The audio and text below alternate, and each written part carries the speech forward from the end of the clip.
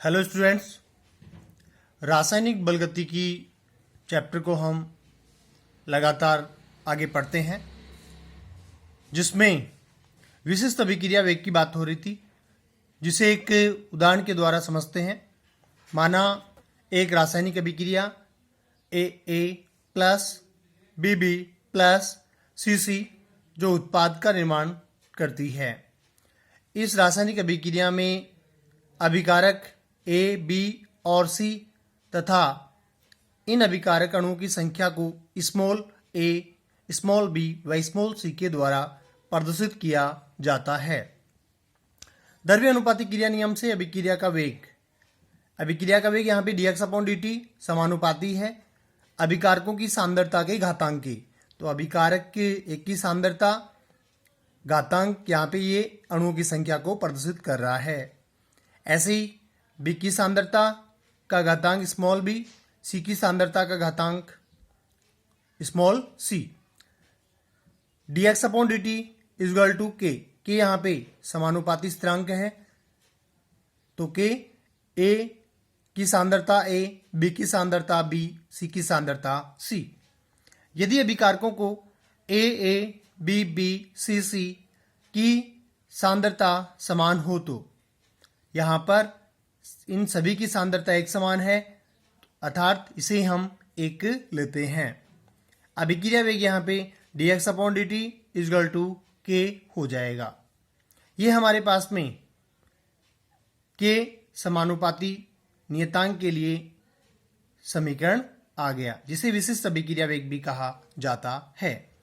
वेग नियतांक के अभिक्रिया का वह वेग होता है जहां सभी अभिकारकों की सांद्रताएं इकाई हो। किसी अभिक्रिया का वेग नियतांक की विशिष्ट अभिक्रिया वेग कहलाता है। अभिक्रिया वेग के मात्रक अभिक्रिया की कोटि पर निर्भर करते हैं। अभिक्रिया की कोटि का मान भिन्न भिन्न होगा, अभिक्रिया के मात्रक भी भिन्न भिन्न होंगे। वेग नियतांक की इकाइयों के बारे में हम समझते हैं। माना एक अभिक्रिया ए, बी, सी जो उत्पाद P बनाती है, तो अभिक्रिया वेग माइनस dc/dt, सांद्रता में परिवर्तन dc को लिखा हमने और परिवर्तन में लगा समय dt, जिसे हम सांद्रता गुणा समय, यहाँ पे समय इन्वर्स हो गया, ये समीकरण 1 बन गया। अभिक्रिया वेग के अभिकारकों की सांद्रता के घातांक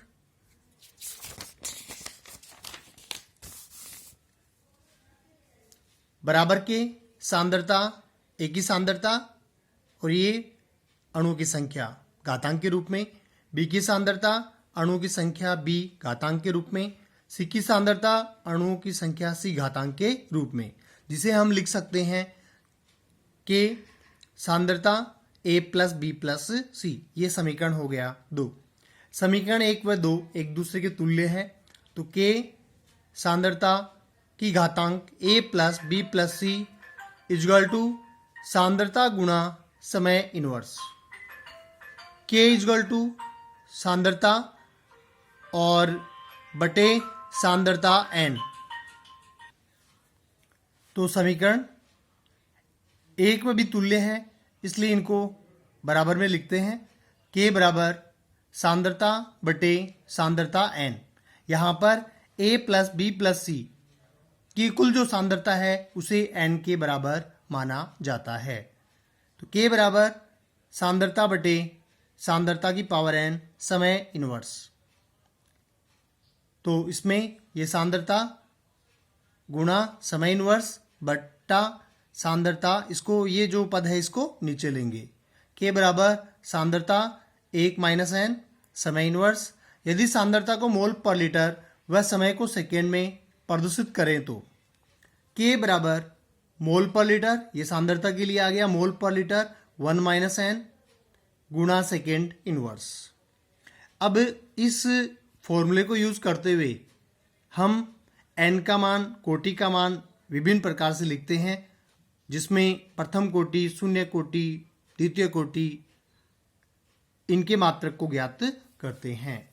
तो शून्य कोटि अभिक्रिया के लिए मात्रक जिसमें n बराबर 0 है, यहाँ पर हमने इस सूत्र में 1 माइनस n 0 का मान रखा, सेकेंड इनवर्स, तो ये बन गया मोल लीटर इनवर्स और सेकेंड इनवर्स। प्रथम कोटि अभिक्रिया के लिए मात्रक लेते हैं n बराबर 1, तो K1 बराबर मोल पर litre 1 minus 1, second inverse K1 बराबर 1 माइनस 1 0, और ये सेकेंड इनवर्स यहाँ पर रह गया। ये प्रथम कोटि अभिक्रिया के लिए मात्रक हो गया। इसके पश्चात हम द्वितीय कोटि अभिक्रिया के लिए मात्रक निकालते हैं। n का मान यहाँ पे 2 हो गया, कोटि का मान 2 हो गया। कोटि का मान 2 हमने सूत्र में रखा, तो यहाँ पर 1 माइनस 2 माइनस 1 बचा, और इस पद को हमने K2 बराबर litre mole inverse second inverse, ये हमारे पास में द्वितीय कोटि अभिक्रिया के लिए मात्रक आ गया। इसके पश्चात अभिक्रिया की कोटि व अणुसंख्यता को लेते हैं। ऑर्डर ऑफ रिएक्शन, कोटि और मोलिकुलरिटी मतलब अणुसंख्यता। तो अभिक्रिया की कोटि और अणुसंख्यता, अणुसंख्यता का मतलब है आणविकता, में अंतर को निम्न प्रकार से समझ सकते हैं। अभिक्रिया की कोटि क्या है? प्रायोगिक वेग समीकरण में क्रियाकारकों की सांद्रता के घातांक का योग अभिक्रिया की कोटि कहलाता है।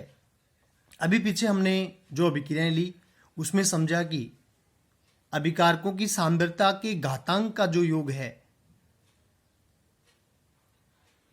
उसे कोटि कहते हैं। यह प्रायोगिक मान होता है। कोटि शून्य भी हो सकती है, ऋणात्मक भी हो सकती है, भिन्नात्मक भी हो सकती है, ये पूर्णांक हो सकती है। यह प्राथमिक तथा जटिल दोनों अभिक्रियाओं पर लागू होती है। जबकि आणविकता में प्राथमिक अभिक्रिया में भाग लेने वाली स्पीशीज अर्थात परमाणु या अणु जो एक साथ टक्कर के फलस्वरूप रासायनिक अभिक्रिया करती है की संख्या आणविकता कहलाती है। अर्थात अभिक्रिया में जितने अणु अभिकारक के भाग लेते हैं अभिक्रिया की आणविकता कहलाती है। यह सैद्धांतिक मान होता है, यह पूर्णांक होती है। केवल प्राथमिक अभिक्रिया पर लागू होती है, जटिल अभिक्रिया के लिए उसका कोई महत्व नहीं होता।